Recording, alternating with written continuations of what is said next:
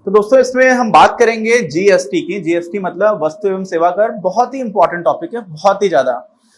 पूरा का पूरा बहुत सारे चार्टर्ड अकाउंटेंट ऐसे हैं जिनका करियर ही इसी पर पूरा पूरा चलेगा। और पढ़ाई कई लोग सब कुछ पढ़ते हैं, बेसिक सब कुछ बन रहा होता है, लेकिन कई बार जॉब में आपको मेनली इसी पर काम करना पड़ सकता है ना। और साथ में एक इसको क्रांतिकारी टैक्स भी बोला जाता है कि बहुत बड़ी क्रांति लेकर के आए। राजनीतिक कारण भी अलग अलग होते हैं। जब जीएसटी लागू किया गया तो रात में संसद में एक सत्र रखा गया, जैसा कि देश की आजादी के समय रखा गया था। उसके बाद देश की आजादी के 50 साल हुए थे, तो उसके बराबर इसको इंपॉर्टेंट माना गया। और जीएसटी लाने की जो प्रक्रिया थी वो पुरानी सरकार ने भी कोशिश की थी। तब यही जो लोग जिन्होंने पास किया, जब वो पार्टी विपक्ष में थी तो वो विरोध कर रहे थे, जब ये पास कर रहे थे तो दूसरी पार्टी विरोध कर रही थी। और कुछ कुछ टेक्निकल रीजंस लेकर के आते हैं। तो एक चीज अच्छी भी, एक चीज बुरी भी है। बुरी ये है कि यार हमारे देश में कई बार ऐसा होता है कि जिसकी सरकार है वो कुछ काम करना चाह रहा है, तो विपक्ष में कई लोग सिर्फ विपक्ष में हैं इसलिए विरोध करते हैं। उनको हर बात में विरोध करना है। वही लोग जब सरकार में आ जाएंगे तो वही काम करने लगेंगे, तो जो दूसरे लोग विपक्ष में चले गए तो वो लोग विरोध करने लगेंगे। तो ये चीज बुरी है। लेकिन अच्छी चीज ये है कि कई बार जैसे जीएसटी की बात है, ऐसी मनरेगा की बात है, बहुत सारी चीजें ऐसी हैं जो लगभग सारे लोग, कोई भी पार्टी की सरकार आ रही हो वो सारे लोग इन चीजों को चलाना चाहते हैं क्योंकि देश के लिए अच्छे हैं। और जीएसटी के लिए भी ऐसा बोला जाता था कि देश के लिए अच्छा है। हालांकि आजकल जो जीएसटी के बाद से उम्मीदें थी वो उम्मीदें पूरे नहीं हुई। जिस तरह से लागू किया गया उसको लेकर के भी काफी शंकाएं आती हैं, लेकिन फिर भी अभी भी ऐसी उम्मीद है कि एक समय थोड़ा निकलेगा, उसके बाद से इसका अच्छा फायदा देश को मिलने लगेगा और देश की जीडीपी में 1 से 2% तक का बढ़ोतरी हो सकती है प्रतिवर्ष इस कर की वजह से, जो पुराना सिस्टम था उसके बदले में। तो बहुत ही इंपॉर्टेंट है। हर चीज को बहुत ही इंपॉर्टेंस के साथ धीरे धीरे करके समझेंगे, ठीक है। तो देखिए, हर एक का शब्द का अर्थ समझना है अपने को। नाम क्या है? वस्तु एवं सेवा कर। वस्तु एवं सेवा, तो इसका मतलब है कि वस्तुओं पर भी लगता है, सेवाओं पर भी लगता है। इससे थोड़ा सा एक कदम पीछे चलते हैं। देखिए, कर जो होता है ना, कराधान बोलते हैं टैक्सेशन को। तो जो कर होते हैं, दो तरह के कर मेनली डिवाइड किए जाते हैं। एक होता है प्रत्यक्ष मतलब डायरेक्ट, और एक होते हैं अप्रत्यक्ष मतलब इनडायरेक्ट। प्रत्यक्ष का मतलब क्या होता है? जैसे मान लीजिए मैं इनकम टैक्स देता हूं, मैं इनकम टैक्स रिटर्न फाइल करता हूं, तो वो मेरे ऊपर प्रत्यक्ष कर है, मुझे पता है मैं ही दे रहा हूं, मुझको ही देना है, मैं ही दे रहा हूं, ठीक। प्रत्यक्ष का मतलब है कि मुझे देना है, मेरे ऊपर ही लगाया गया। और अप्रत्यक्ष का होता है, जैसे मैंने मार्कर खरीदा तो इसके ऊपर भी टैक्स था, ये टैक्स दिया मैंने, अल्टीमेटली मैं इसको यूज कर रहा हूं, लेकिन इसके एमआरपी में इंक्लूडेड है ना। मुझसे सीधे तौर पर वो कर नहीं लिया जा रहा, मैं दे रहा हूं क्योंकि जब मैं इसके पैसे पे कर रहा हूं तो मैं वो कर दुकानदार को जो पैसे दे रहा हूं उसी में इंक्लूडेड है, ना कि मैं सरकार को सीधे दे रहा हूं। तो ये अप्रत्यक्ष हो जाता है। तो जिसकी हम बात कर रहे हैं जीएसटी की, वो एक तरह का अप्रत्यक्ष कर है। क्या है अप्रत्यक्ष कर? हमारे देश में सिविल सर्विसेज का एग्जाम होता है। क्या होता है सिविल सर्विसेज का? तो उसमें इनकम टैक्स में कमिश्नर भी बनते हैं। मेरे कुछ मित्र हैं जो सर्विस में हैं, और उसमें 2 तरह का डिवीजन हुआ करता था। एक होता था आईआर, इनकम टैक्स में जो कमिश्नर्स होते हैं, मतलब असिस्टेंट कमिश्नर से स्टार्टिंग होती है। तो एक होता था आईटी, रेवेन्यू सर्विस में। रेवेन्यू सर्विस मतलब जो भी पैसे से संबंधित है, जहां पर टैक्स लगा करके सरकार के लिए टैक्स खड़ा करना है, तो आईटी हो जाता है इनकम टैक्स। और पहले होता था कस्टम्स एंड एक्साइज। क्या होता था? Customs and excise. अब इसी का नाम बदल करके हो गया इनडायरेक्ट टैक्सेस, ठीक है। क्यों? क्योंकि अब इनडायरेक्ट टैक्सेस में हमने सारी चीजों को ही लगभग समाहित कर लिया है। कुछ चीजें हैं, पेट्रोलियम प्रोडक्ट्स बाहर हैं, कुछ चीजें हैं जिनको अभी हमने बाहर रखा हुआ है, लेकिन आप ये मान के चलिए कि लगभग सारी तरह की वस्तुएं और सारी तरह की सेवाओं पर लगने वाला अप्रत्यक्ष कर, जो राज्य अलग लगाया करते थे, अलग अलग राज्यों में अलग अलग टैक्स होते थे, केंद्र सरकार अलग टैक्स लगा रही है। जैसे सेल्स टैक्स केंद्र सरकार लगाती थी, तो सेल्स टैक्स जो था ना, कि आपने कुछ बेचा विक्रय कर, वो भी इसी में समाहित कर लिया गया। तो सारे तरह के जो भी टैक्सेस थे उनको क्या कर लिया गया? समाहित कर लिया गया। और किस किस पर लग रहे थे? जो वस्तुओं पर और सेवाओं पर, है ना। लगभग आप मान करके चलो, जो स्टैंडर्ड जीएसटी है, आदर्श जीएसटी है, उसमें ऐसा होना चाहिए कि सारे टैक्सेस हमें एक जगह पर ही समाहित कर लेने चाहिए और एक ही दर रखनी चाहिए।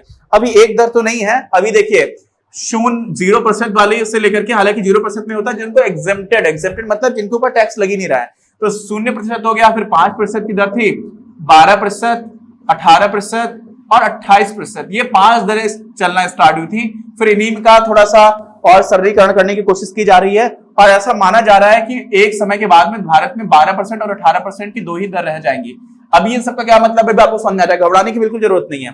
देखो एक दूसरी बात निकल के आती है कि ये गंतव्य आधारित यानी कि डेस्टिनेशन बेस्ड टैक्स है। क्या है? Destination based. अब एक चीज होती है एक्साइज ड्यूटी जो पहले लगा करती थी। एक्साइज का मतलब होता है जैसे मान लीजिए मुझे कार्स बनानी है, मेरा कार बनाने की फैक्ट्री है, तो अगर मैं कार बना रहा हूं और जिस राज्य में मेरी फैक्ट्री है मैं उस राज्य में बना रहा हूं तो वहां पर मैं एक्साइज ड्यूटी तो गवर्नमेंट को दे रहा हूं। तो जहां पर मैन्युफैक्चरिंग हो रही है, जहां पर चीजें बन रही है, उस राज्य की सरकार को फायदा है।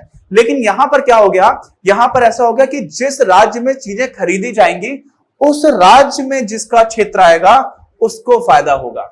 समझ रहे हैं? जैसे मान लीजिए उत्तर प्रदेश की जनसंख्या बहुत है तो ज्यादा लोग हैं, इसमें ज्यादा चीजों का उपभोग करेंगे। और हमारे देश में जो मैन्युफैक्चरिंग स्टेट्स हैं, गुजरात है, महाराष्ट्र है, इनका काफी सामान बाकी जगह पर भी बेचा जाता है। तो गुजरात और महाराष्ट्र ने इसका विरोध भी किया था स्टार्टिंग में कि डेस्टिनेशन बेस्ड टैक्स है इसलिए हमें आप 1% अलग से दो, इस तरह की बात करते थे। क्यों? क्योंकि पहले के हिसाब से तो उनको पैसे ज्यादा मिल रहे थे, उनकी राज्य सरकारों को जो कर में कलेक्शन आ रहा है। अब क्या हो जाएगा, अब गंतव्य आधारित का मतलब है जहां पर फाइनली सामान बिका, जहां पर फाइनली सेवा को कंज्यूम किया गया, उस राज्य का अधिकार बनता है टैक्स के ऊपर। अच्छा, तो क्या सिर्फ राज्य के लिए होता है टैक्स? बिल्कुल भी नहीं। जीएसटी में दोनों चीज होती है, एक होता है सीजीएसटी और होता है एसजीएसटी। ये दोनों टैक्स के हिस्से हैं। सी मतलब सेंट्रल, सेंट्रल मतलब केंद्रीय, एस मतलब स्टेट, स्टेट मतलब राज्य। तो केंद्रीय वस्तु एवं सेवा कर और राज्य वस्तु एवं सेवा कर ये अलग अलग टैक्सेस है। जैसे मान लीजिए 18% की टैक्स की दर है तो 9% का सीजीएसटी है और 9% का आपका एसजीएसटी है। अब मान लीजिए राजस्थान में कोई चीज बनी और राजस्थान से बन करके राजस्थान में ही बिक गई और मान लीजिए 100 रुपए की बनी थी, अब उस पर 18% जीएसटी लग रहा है तो कितना जीएसटी हो जाएगा? 18 रुपए का। लेकिन राजस्थान से राजस्थान के अंदर ही बिक गई, इसका मतलब क्या हुआ कि उस जो भी प्रक्रिया हो रही थी वो राज्य के अंदर ही होगी, राज्य की सीमाओं को बाहर छोड़ करके जाने की जरूरत नहीं पड़ी। तो क्या हुआ, अब इसका मतलब यह हुआ कि जो 18 रुपए का टैक्स आया है उसमें से 9 रुपए हो जाएगा केंद्र सरकार का और 9 रुपए हो जाएगा राजस्थान सरकार का। ठीक, अच्छा, लेकिन अगर मान लीजिए राजस्थान से बन करके कोई चीज जा रही है जो बिक रही है बंगाल में, तो राजस्थान में बनी लेकिन बिकी कहां पर? पश्चिम बंगाल में। तो पैसा किसको मिलना चाहिए? गंतव्य पर आधारित है, तो बिकी कहां पर? पश्चिम बंगाल में। तो पैसा किसको मिलेगा? टैक्स का। राज्य सरकार कहां की? जो पश्चिम बंगाल की है। तो पश्चिम बंगाल की जो राज्य सरकार है उसको भी मिल जाएगा 9% और केंद्र सरकार है उसको भी मिल जाएगा 9% या जो पूर्व निर्धारित दर है। ठीक है, लेकिन यहां पर बात यह है समझने की कि अभी जब राजस्थान की चीज राजस्थान में बिक रही थी तो राजस्थान ने अपना एसजीएसटी लगा दिया था और केंद्र सरकार का तो जो दायरा है पूरे देश पर है तो केंद्र सरकार तो हर जगह पर सीजीएसटी लगाई देती है। लेकिन अब अगर आईजीएसटी की बात आ रही है, राजस्थान में बन रही है और बिक रही है पश्चिम बंगाल में, तो पश्चिम बंगाल सरकार ये सारी चीजें देखेगी या फिर राजस्थान सरकार देखेगी? क्योंकि राजस्थान से पश्चिम बंगाल ऐसा भी नहीं कि आप सीधे सीधे पहुंच गए, भाई यूपी के रास्ते से जाओगे आप, मध्य प्रदेश से होते हुए फिर बिहार होते हुए जाओगे पश्चिम बंगाल, या नीचे से आप उड़ीसा के रास्ते से भी जा सकते हो, झारखंड वाले रास्ते से भी होकर के जा सकते हो, तो और राज्य भी बीच में पड़ेंगे। और पहले क्या हुआ करता था कि एक होता था प्रवेश कर। क्या होता था? प्रवेश कर। देखिए कहां पर लिखा हुआ है, ये लिखा हुआ है। ऐसे बहुत सारे टैक्सेस होते थे कि भाई आप कभी कभी देखिए, अगर आपने कभी ऐसा आपको मौका मिला है कि एक राज्य से दूसरे राज्य आप जा रहे हो तो जहां पर बॉर्डर हुआ करता था वहां पर बहुत सारे ट्रक्स की लाइन रहती थी। क्यों? जैसे ही आप किसी एक राज्य में एंटर करोगे वहां पर दूसरे राज्य के लोग प्रवेश कर लिया करते थे, तो बहुत लंबी लंबी लाइन रहती थी, एक एक दिन तक ट्रक्स को खड़ा रहना पड़ता था। समझ रहे हैं? मतलब टाइम बर्बाद हो रहा है, ये सारी चीजें हुआ करती थी। और इसी वजह से बोला जाता है कि जीएसटी के आ जाने की वजह से क्या होगा, सारे लोगों को फायदा होना स्टार्ट हो जाएगा। किस तरह का कि अब इस तरह की जो गतिविधियां जबरदस्ती सिस्टम की वजह से आर्थिक गतिविधियां रुकी हुई हैं वो उतनी नहीं रुकी रहेंगी। आई बात समझ में? तो प्रवेश कर में क्या होता था, अब टैक्स कौन लगाएगा? पश्चिम बंगाल लगाएगा या राजस्थान लगाएगा? तो ऐसा होता है कि इसका जो मैनेजमेंट होता है इसको हम लोग क्या बोलते हैं? Integrated goods and services tax. Integrate मतलब संयुक्त। तो संयुक्त रूप से जो टैक्स लगाने की प्रक्रिया है वो केंद्र सरकार जिम्मेदारी निभाती है। कौन निभाता है? केंद्र सरकार लगाने की। लेकिन बंटवारा जो है वो जो डेस्टिनेशन थी पश्चिम बंगाल उसमें चला जाएगा, बाकी केंद्र के पास चला जाएगा। ठीक है, तो आईजीएसटी एक तरह की एक प्रक्रिया है, लेकिन सीजीएसटी और एसजीएसटी टैक्सेस के प्रकार हैं, उसके हिस्से हैं। तो आईजीएसटी को हम सीधे सीधे टैक्स की एक प्रक्रिया बोलना चाहिए, वो ज्यादा सही है। आपकी किताब में उतना क्लैरिटी से नहीं दिया हुआ है इसलिए मैं उसका अलग से बता दे रहा हूं। अच्छा, अब इसमें और कौन सी चीजें बची हुई हैं? एक चीज आपकी आ जाती, एक देश एक कर। पूरी तरह से सही नहीं है। कई लोग बोलते हैं ये तो बेकार की बात है। क्यों? क्योंकि अभी पेट्रोलियम आइटम्स को आपने बाहर रखा हुआ है। कस्टम्स अभी भी लगता है। कस्टम्स क्या होता है? Customs duty. मैंने आपको बताया था इनकम टैक्स में जो कस्टम एंड एक्साइज सर्विस हुआ करती थी, उसमें क्या होता था, जब देश में बाहर से कोई सामान आता है, जब देश की सीमा के अंदर सामान आ रहा होता है, तो कस्टम्स ड्यूटी लगती है। तो कस्टम्स को बाहर रखा हुआ है।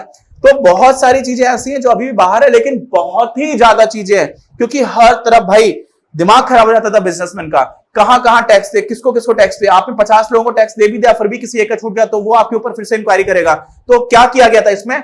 17 अप्रत्यक्ष करों को और 23 उपकरों को प्रतिस्थापित कर दिया गया था एक ही कर में। बहुत सारी चीजों को ऑब्जॉर्व कर लिया। आपको एक्साइज नहीं देनी, आपको सेल्स टैक्स नहीं देना, आपको एंटरटेनमेंट टैक्स नहीं, बहुत सारी चीजें ऐसी थी जो पहले लगा। ऑक्ट्रॉय, ऑक्ट्रॉय क्या होता था पुराने जमाने में, और अभी भी चुंगी बोला करते हैं उसको। कोई राज्य है, कोई शहर है, नगर निगम नॉर्मली लगाया करता था, कोई छोटी, बहुत छोटा सा पॉलिटिकल एरिया होता है किसी शहर के लिए, वहां पर आप एंटर कर रहे हो तो वहां पर आपका, वहां से होकर गुजर रहे हो तो चुंगी देनी पड़ती थी। समझ रहे हो? तो इस तरह के टैक्सेस लगा करते थे, तो बिजनेस करना बहुत कठिन हो गया था। किस किस को टैक्स दो यार। टैक्स का अमाउंट भी ज्यादा हो जाता था, और उससे भी ज्यादा बड़ी बात होती थी कि उसके रूल्स एंड रेगुलेशंस हो गए यार।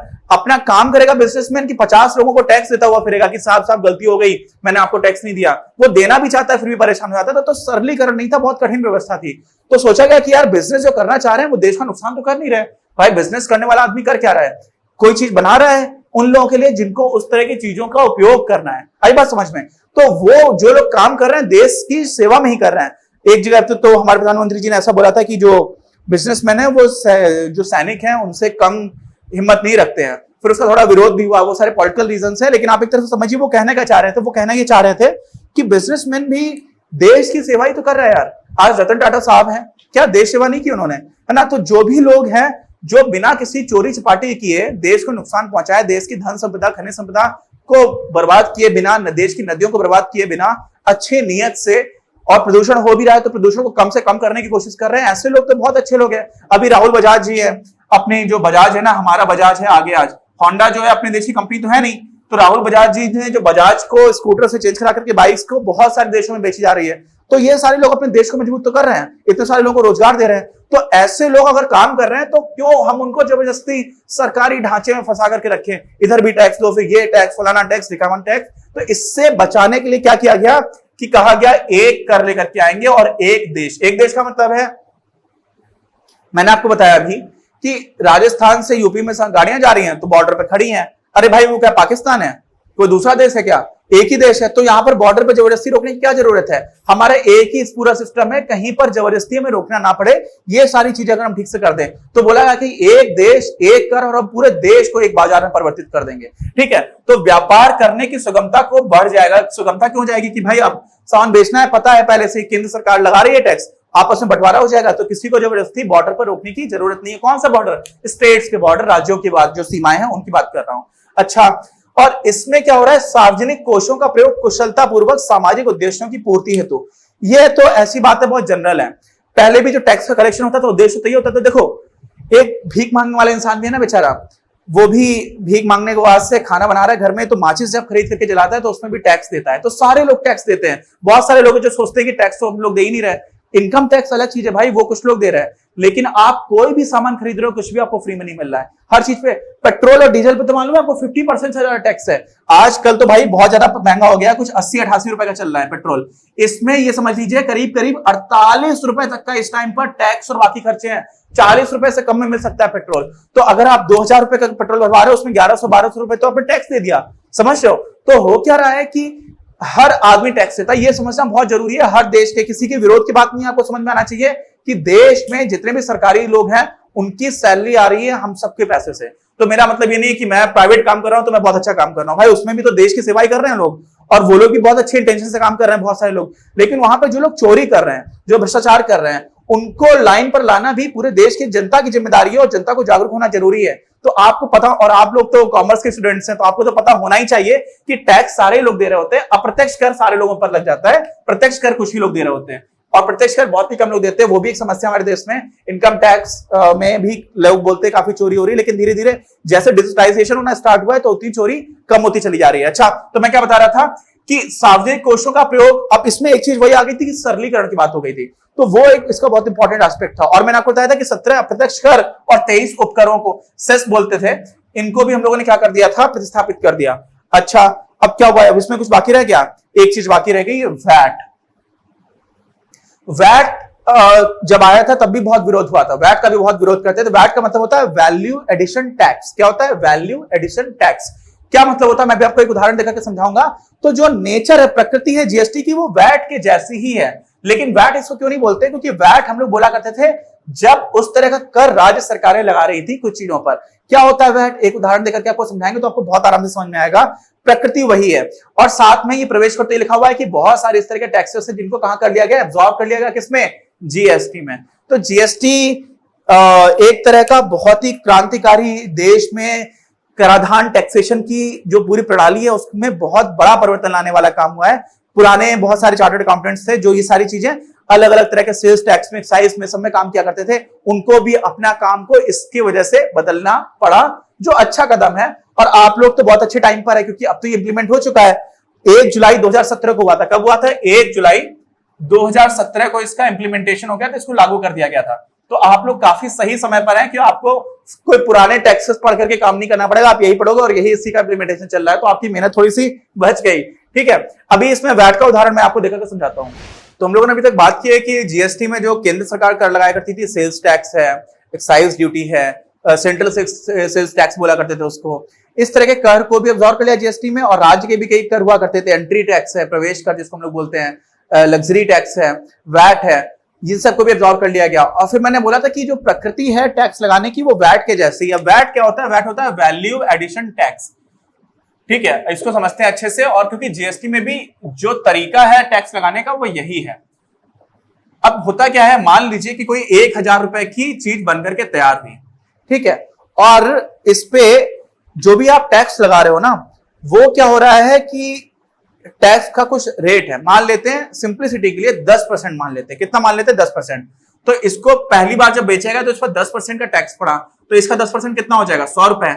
और वैल्यू कितनी थी पहले से, 1000 रुपए, तो सब मिला करके कितने पैसे की हो गई, 1100 रुपए की। और आप कंपनी चला रहे थे, आपने बनाया था 1000 रुपए का, आपने बेच दिया। तो जब आपने बेचा तो 10% का टैक्स मानना है। ठीक है, एकदम सिंपल, ध्यान रखना, एक कॉन्सेप्ट समझ लो आप क्या है। बाकी आप इसमें एक्साइज कहां पर लग रहा था, सेल्स कहां पर लग रहा था, इसमें नहीं जाना अपने को, है ना, तरीका है वो समझना है अभी।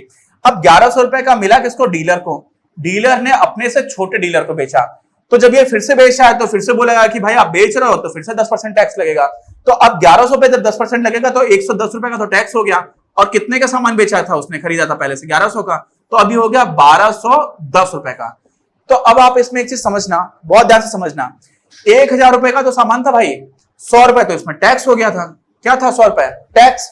और ये जो जब आपने 110 रुपए टैक्स लगाया ना, वो लगाया 1100 पर, तो वास्तव में आप ये समझो कि इस 100 रुपए को भी आपने मिला लिया, तो ये तो पहले से ही टैक्स है, और इस टैक्स पर भी आपने टैक्स लगा दिया, तब 110 रुपए बना। तो टैक्स पर भी टैक्स लग रहा होता था। और मान लीजिए ये 1210 रुपए फिर से किसी ने बेचा 10% पर। अब ये छोटा डीलर था, इसने एक दुकानदार को बेच दिया। किसको बेच दिया, एक दुकानदार को। अब दुकानदार ने जब खरीदा तो उसको क्या मिला, 121 रुपए का टैक्स और लग गया, और ये पहले से ही 1210 रुपए की चीज हो चुकी थी। तो अब कितने का हो गया, 1331, यानी कि 1331 रुपए का दुकानदार को मिला।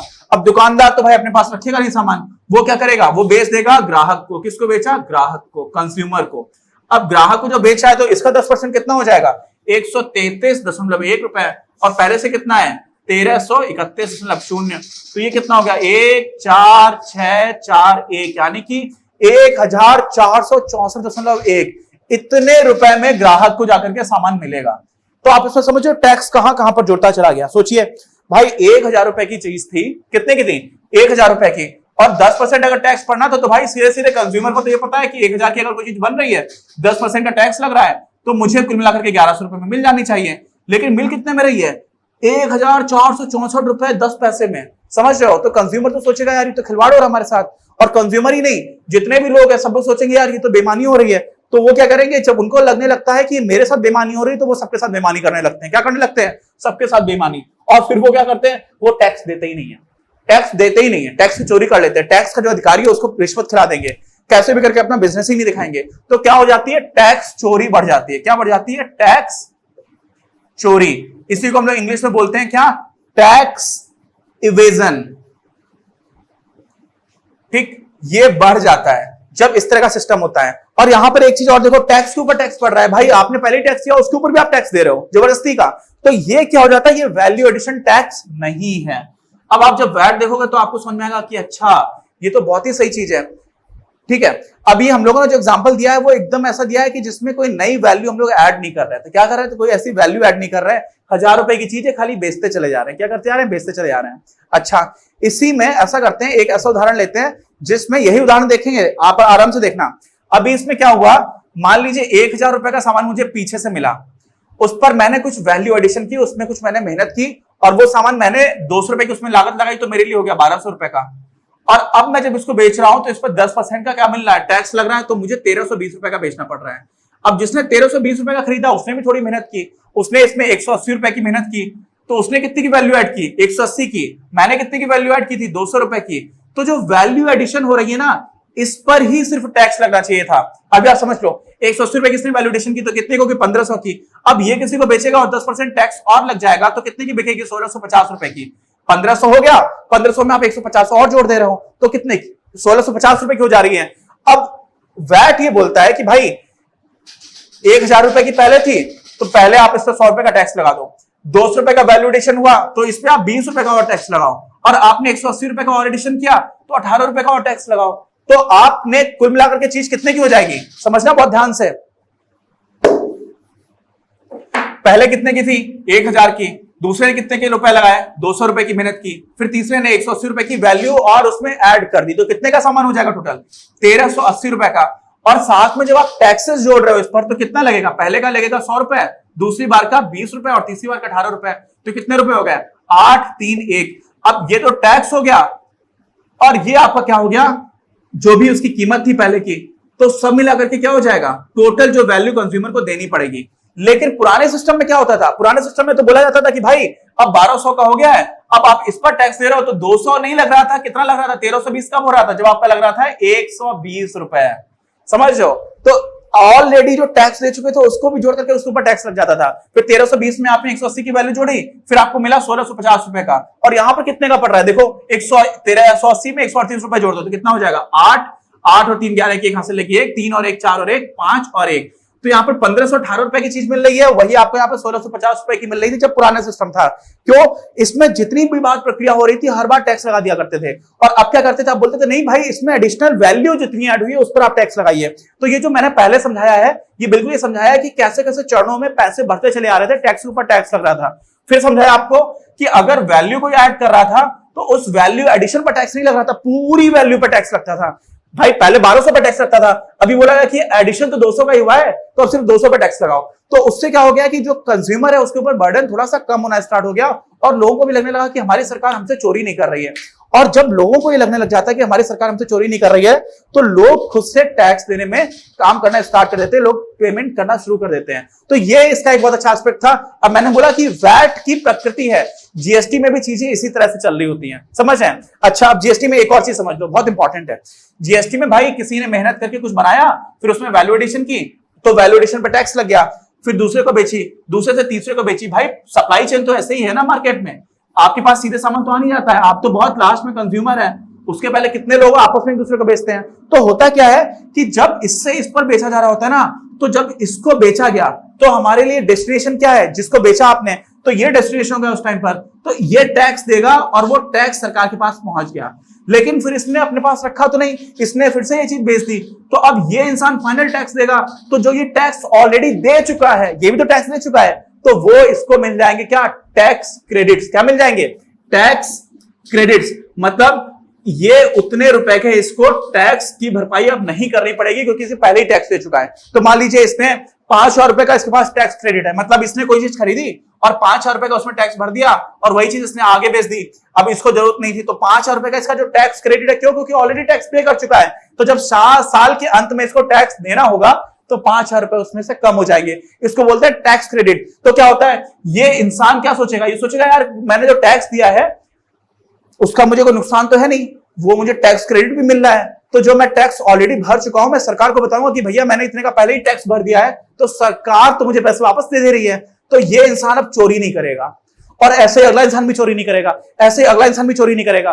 तो क्या हो जाएगा कि पूरी प्रक्रिया में जितना देश में वास्तव में उत्पादन हो रहा है उन सबके ऊपर टैक्स लगेगा, तो सरकार का टैक्स बेस बढ़ने लगेगा। क्यों? क्योंकि अब कोई चोरी नहीं कर रहा है। सरकार का टैक्स बेस इसलिए भी बढ़ेगा क्योंकि अब ट्रक्स बॉर्डर पे खड़े नहीं रहेंगे। सरकार का टैक्स इसलिए भी बढ़ेगा, अब एक इंसान को 50 लोगों से 50 अलग अलग तरह के टैक्स लेने वाले लोगों से बात नहीं करनी है, वो सीधा सीधा एक ही जगह पर टैक्स फाइल कर दे रहा है। फिर जीएसटी की टैक्स फाइलिंग प्रक्रिया को भी आसान बनाने की कोशिश की गई है। तो बहुत सारी जगह पर शिकायतें हैं, चीजें हैं, लेकिन नियत अच्छी है, काम चल रहा है और धीरे धीरे लोग इसमें तैयारी कर रहे हैं कि सारी चीजों को अच्छा बना दिया जाए। तो हो क्या रहा है कि जो भी इंसान बीच में आता है वो अपना बताता है भाई, क्यों? क्योंकि उसने टैक्स दे दिया, उसको लगता है कि ये टैक्स से मुझे पैसा वापस मिल जाएगा, तो टैक्स क्रेडिट में उसको मिल जा रहा है। अंतिम पैसा जो है टैक्स में वो लास्ट कंज्यूमर देगा, और कंज्यूमर को भी बेनिफिट है। क्यों? क्योंकि वो सोचता है कि यार हर प्रक्रिया का जो एडिशन हो रहा है खाली उसके लिए वैल्यू एडिशन का ही टैक्स लग रहा है, पूरा तो जोड़ा नहीं जा रहा है। तो कंज्यूमर भी खुश, ये भी खुश, अपन तो वैसे खुश। एक मूवी आई थी जिसमें राजपाल यादव बोला करता था ऐसा, नाम नहीं याद आ रहा, अक्षय कुमार था शायद, जॉर्ज अब्राहम था, तो बोलता था ये भी खुश, अपन तो वैसे खुश। वैसा ही केस यहाँ पर, दुकानदार भी खुश है ना, कंज्यूमर भी खुश, और इसमें सरकार भी खुश है ना। तो राजपाल यादव सरकार समझ लो आप इस टाइम पर, ठीक है। तो आपको कैसा लगा, क्या समझ में आया, क्या नहीं समझ में आया, मुझे बताइए कमेंट बॉक्स में लेकर के।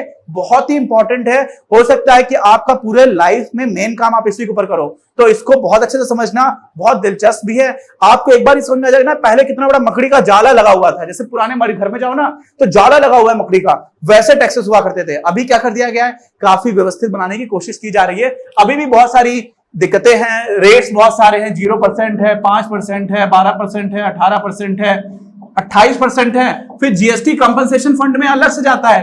गाड़ियां खरीदी जाती है अपने देश में, कार, तो जो एसयूवीज वगैरह खरीदी आ रही है उन पे 55% का टैक्स लग रहा है, समझ लो 55%। मतलब अगर कोई 37 लाख की गाड़ी खरीद के आ रहा है तो समझ लीजिए लगभग उसमें 21 से 22 लाख गाड़ी की कीमत है, 15 लाख रुपए सरकार को टैक्स दे रहा है। तो अभी भी बहुत सारी चीजें ऐसी हैं जिसको लेकर के लोगों में शिकायत है। गाड़ी पर टैक्स के फेवर में ही हूं वैसे मैं, इतना ट्रैफिक है, इतना कंजेशन है, गरीबी और अमीरी का बहुत बड़ा डिफरेंस है, तो कोई दिक्कत की बात नहीं है। लेकिन बहुत सारी चीजें, जो पेट्रोलियम प्रोडक्ट्स हैं हमारे देश में, हम लोग जितना भी आयात करते हैं ना, मान लीजिए 100 रुपए का हम पूरे दुनिया भर से सामान खरीद रहे हैं, उसमें लगभग 40 रुपए का हम तो सिर्फ पेट्रोलियम प्रोडक्ट्स खरीद लेते हैं, क्रूड ऑयल वगैरह। तो इतने बड़ी चीज को हमने जीएसटी से बाहर रखा हुआ है अभी भी। तो ये सारी चीजें हैं जिसको, क्योंकि एक देश एक कर कब तब तक नहीं होगा ना जब तुम सारी चीजों को इंक्लूड ना कर लें, और उसमें इतनी बड़ी बड़ी चीजें बाहर रखी हुई हैं, समझ रहे हैं आप। तो ये सारी कमियां हैं, लेकिन कोशिश चल रही है। तो कैसा लगा आपको ये वीडियो, जरूर कमेंट बॉक्स में लेकर के बताइएगा। बहुत इंपॉर्टेंट है, थोड़ा बड़ा हो गया, मैं समझ में आ रहा है मुझे, लेकिन थोड़ा धैर्य से करो, इंपॉर्टेंट चीज है। और सब्सक्राइब कर लो यार चैनल, है ना। मिलते हैं हम लोग अगले चैप्टर में, क्योंकि ये चैप्टर कंप्लीट हो गया है। इस पर बेस्ड जो भी थ्योरेटिकल बेस है वो बहुत इंपॉर्टेंट है। अब अगले चैप्टर से हम लोग ट्रांजैक्शंस को लिखते कैसे हैं उसकी बात करना स्टार्ट करेंगे, और वो बहुत इंटरेस्टिंग होगा। पहला कदम होगा हमारा अकाउंटिंग के एक्चुअल लेखांकन में प्रैक्टिस करने को लेकर के। तो मिलते हैं हम लोग अपने अगले चैप्टर में। अपनी क्लास का उद्देश्य आप सभी के लिए आप ही की भाषा में गुणवत्तापूर्ण शिक्षा उपलब्ध कराना है। कक्षा 12 तक के सभी प्रमुख विषयों पर हम वीडियोस बना रहे हैं, और कुछ विषयों पर वीडियोस आपके अपने चैनल अपनी क्लास की ही अन्य प्लेलिस्ट पर अपलोड भी हो चुके हैं। ज्ञान के प्रकाश से देश को सशक्त बनाने के हमारे इस प्रयास में इस चैनल को सब्सक्राइब करके और लोगों के साथ शेयर करके अपना बहुमूल्य योगदान जरूर दें। पढ़ेगा इंडिया तो बढ़ेगा इंडिया।